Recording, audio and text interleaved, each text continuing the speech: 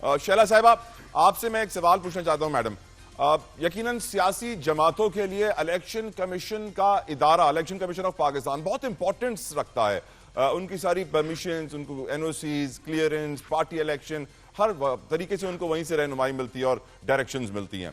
अब election commission के जो चीफ साहब हैं सिकंदर सुल्तान राजा साहब, वो तो 5 महीने पहले मैडम रिटायर हो गए थे, लेकिन फिर उनको 26वीं आईनी तरमीम में कायम मकाम की इजाजत मिल गई कि जब तक नया चीफ इलेक्शन कमिश्नर नहीं आएगा, कायम मकाम की हैसियत से वो कायम काम करते रहेंगे। 2 मेंबर्स भी इलेक्शन कमीशन ऑफ पाकिस्तान के मैडम जनवरी में रिटायर कर गए थे 25 तारीख को, उनकी भी जगह पे कोई और नहीं आया। आपकी नज़र में क्या ये अमल दुरुस्त है? क्या आप समझती हैं कि ऐसे इंपॉर्टेंट इदारे में नई भर्तियां फौरन से हो जानी चाहिए, नए लोगों को फौरन से लगा देना चाहिए, या फिर मंजूर नज़र लोगों को ही कंटिन्यू रखना चाहिए ताकि अपनी मर्जी के टारगेट्स अचीव होते रहें? शहला साहिबा, your views on it madam. Talha, देखिए ये ठीक है कि जो इसमें हो जानी चाहिए, लेकिन कंसल्टेशन इसमें रिक्वायर्ड है ऑपोजिशन से। और आज मैं जब बयान देख रही थी उमर अयूब साहब का, तो उन्होंने कहा कि हम इसके लिए तैयार हैं। तो बहुत सारी जगह पर हुकूमत को उस वक्त परेशानी आ जाती है जब कंसल्टेशन करनी हो मुख्तलिफ पोलिटिकल पार्टीज से, और मुख्तलिफ पोलिटिकल पार्टीज में संजीदगी ना हो। और बदकिस्मती से यहाँ पर ये मामला आ जाता है कि मामला इस तरह से अटक जाते हैं। तो लेकिन तरीका एक यही है कि दोनों मिलकर ऑपोजिशन लीडर और हुकूमती जमातों के दरमियान एक हमांगी हो जाए और उस पर काम हो जाए। इन द एंड तो फिर वो जिसका रिजल्ट खराब आ जाए उसको फिर एतमाद नहीं होता। बिल्कुल ठीक। हुमायूं अख्तर खान साहब, आपने अपनी जिंदगी में कभी पहले ऐसे पाकिस्तान में होते हुए देखा है सर कि कोई चीफ इलेक्शन कमिश्नर रिटायर हो जाए और फिर 5 महीनों तक बैठा रहे कायम मकाम बन के? Has it ever happened before sir? और आपका ओपिनियन सर? जी, ये तो खैर जतोई साहब कानून ही नया आया है कि रिटायरमेंट के बाद वो रह सकते हैं जब तक कि नया ना आए। लेकिन देखिए, बहुत दफा चीफ इलेक्शन कमिश्नर में मसले मसाइल होते हैं। कभी अब सिकंदर सुल्तान राजा साहब जो हैं, ये इमरान खान साहब के दौर में उनकी कॉन्सेंट से आए हुए हैं। लेकिन जब वो आया और कुछ अरसे बाद वो आपस में नाराजगी पैदा हो गई, तो ये चीफ इलेक्शन कमिश्नर और मेंबर हजरात इसमें जो पॉलिटिकल पार्टी कभी कभार नाखुश हो जाते हैं इन हजरात से, बहुत दफा देखा गया है। लेकिन एक्सटेंशन मिलते हुए पहले आपने नहीं देखा, ये कानून नया है। लेकिन इसका इम्पैक्ट हुमायूं साहब आप समझते हैं कि पॉलिटिक्स पे होता है?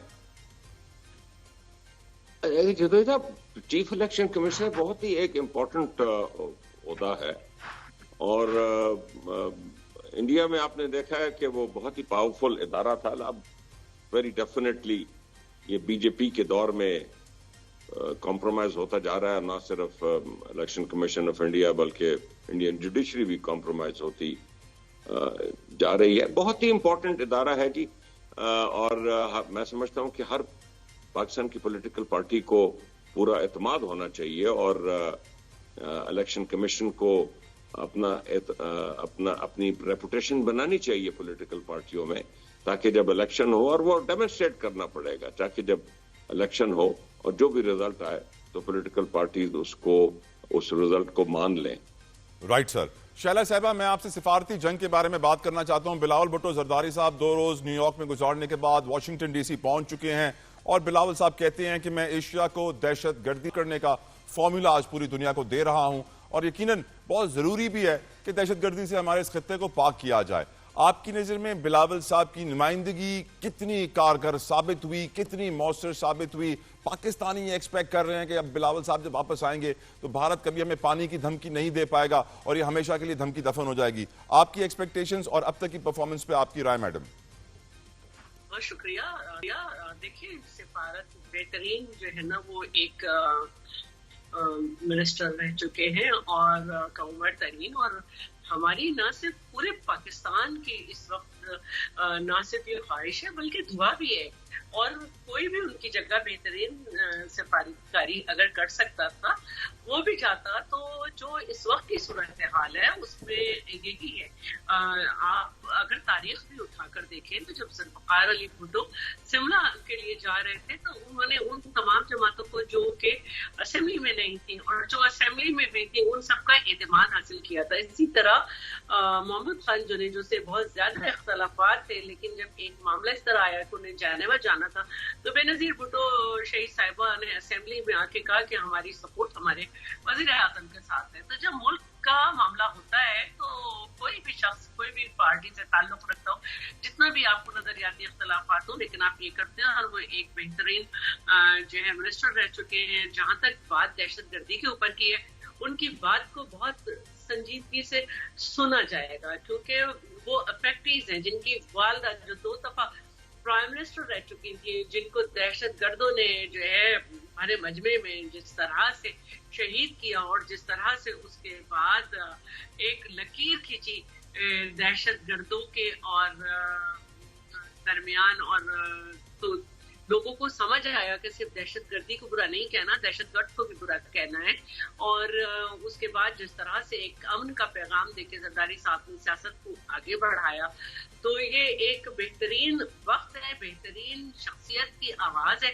اور جہاں تک کشمیر کا معاملہ ہے تو آئین پاکستان میں ہیومن رائٹس کے جتنے بھی چیپٹر ہیں, شہید ذوالفقار علی بھٹو کا کہنا تھا کہ مسئلہ کشمیر میں ہیومن رائٹس کی وائلیشن انہوں نے اپنے وقت دیکھی, اور اس کے بعد جب انہوں نے آئین ری رائٹ کیا تو اس سے متاثر ہو کے لکھا. یہاں تک کہ پاکستان پیپلز پارٹی جو ہمارے سے وجود میں آئی, وہ مسئلہ کشمیر اس کی ایک بنیادی وجہ تھی. تو شہید ذوالفقار علی بھٹو نے کہا کہ میں نے کبھی سوتے میں بھی کشمیر پہ غلط نہیں سوچا, اور ہر حکومت کی پرائرٹی رہی ہے. بہرحال میں ایسے موقعوں پہ کوئی ڈسکرمنیشن میں نہیں جانا چاہوں گی.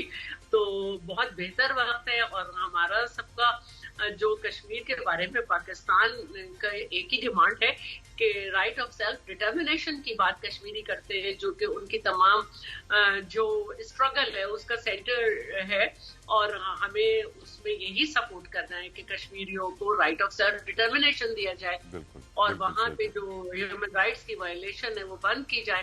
تو سب سے بڑا مسئلہ ہمارا اس وقت پانی ہے, جس کو ویپن کے طور پر مودی نے استعمال کرنے کی کوشش کر رہا ہے. گو کہ وہ 3 دن سے زیادہ پانی اسٹور نہیں کر سکتا, لیکن جو اس وقت کلائمیٹ چینج ہے اس پہ ہمیں لوور رائبیرین ہے پاکستان, اس کو زیادہ جو ان کی ریکوائرمنٹ وہ اس کے بعد کو چاہیے کہ وہ اسٹور نہ کرے, بلکہ ہیومینٹی یہی ہے. لیکن ہیومینٹی کی توقع آپ مودی سے تو نہیں رکھ سکتے, اتنی جنگیں اس میں پانی کے اوپر. بالکل ٹھیک کہہ رہی ہیں میڈم. میں چاہتا ہوں ہمایوں صاحب آپ بھی سفارتکاری کے اوپر جلدی سے اپوائنٹ دے دیں, کیونکہ مجھے ایک بریک کا بھی کہا جا رہا ہے, مجھے بریک پہ بھی جانا ہے. جلدی سے ہمایوں صاحب 30 seconds please. I think government نے بڑا اچھا ڈیلیگیشن بنایا ہے, اور بلاول بھٹو صاحب بہت تعلیم یافتہ ہیں اور پیپل پارٹی کے چیئرپرسن ہیں, بڑا ان کا سیاسی خاندان ہے. تو مجھے پورا یقین ہے کہ پاکستان کا کیس اور ساؤتھ ایشیا کا کیس بھرپور انداز میں پیش کریں گے, اور کر رہے ہیں جو سننے میں آ رہا ہے. الحمدللہ.